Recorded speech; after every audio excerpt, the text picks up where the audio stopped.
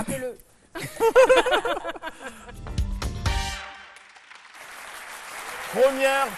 Première nouvelle culturelle qui vient de tomber pour vous. Le palais du gouverneur Binger, abritant l'orphelinat Les Garçons de Bingerville, sera bientôt transformé en musée national. Pour quelle raison? Eh bien parce qu'il devient trop petit pour accueillir ces nombreux orphelins qui débarquent chaque année. Donc un autre orphelinat de plus grande capacité sera bâti pour accueillir et entretenir des orphelins qui pourront désormais y poursuivre leurs études jusqu'en terminale au lieu du CM2 précédemment. Voilà. C'est une très bonne initiative. Un très joli événement à ne pas rater pour vous qui nous suivez en France.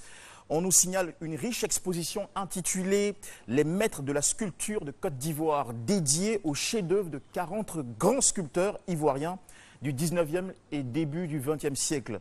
Sur place, des objets surprenants, des textes magiques, des films captivants pour apprendre davantage sur ces sculpteurs et leurs techniques, mais aussi pour voyager à travers l'univers Sénoufo, Lobi, Dan, Baoulé, Gouro, Oué et Yaouré, toujours plein de surprises. Notez bien, c'est... Bienvenue mon cher Loïc. Tu arrives au moment où je parle des ethnies et des univers linguistiques de Côte d'Ivoire, ça tombe bien, puisque tu parles un peu de tout ça. Allez, donc notez bien cet événement-là, c'est le 14 avril et ça va courir jusqu'au 26 juillet au musée Quai Branly à Paris.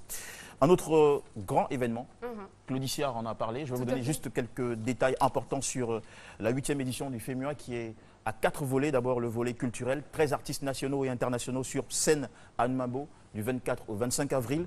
Et puis le 26 avril au complexe sportif de Koumassi.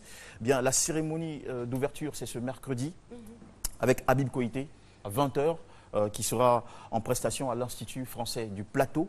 Et puis suivi le lendemain par un certain Joël Sebanjo, un jeune Ougandais qui gratte très bien du luth. C'est le jeudi à la même heure. Et puis pour le volet social, cette année, la construction d'une école primaire de 6 classes à Bangolo. Une autre école? Oui, une école primaire. Le volet sportif va être marqué par un cross populaire qui va se courir de Marcory Nmabo à Koumassi le dimanche 26 avril. Et puis il y aura un tournoi de Maracana le 24 avril au complexe sportif de Koumassi. Maintenant, on termine, il y a aussi le volet scientifique pour terminer avec une table ronde qui a pour thème intégration et marché des musiques en Afrique. Les délégations ont commencé à arriver et Claudie Siard tout à l'heure en était la preuve. Voilà. On termine maintenant avec le Massa.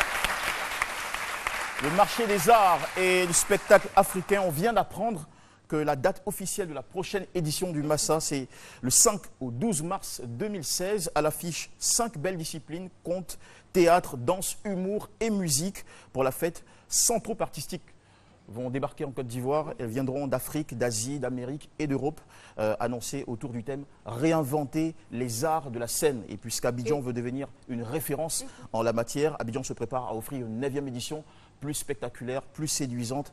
Et je veux dire, ça prouve qu'ils sont vraiment organisés parce qu'on sort déjà de la 8e édition, déjà qu'on annonce la prochaine édition. C'est ça, le comité s'est réuni en semaine, le jeudi, et les informations viennent de fuiter. Donc, en ce qui concerne les innovations... Tu as saisi l'occasion.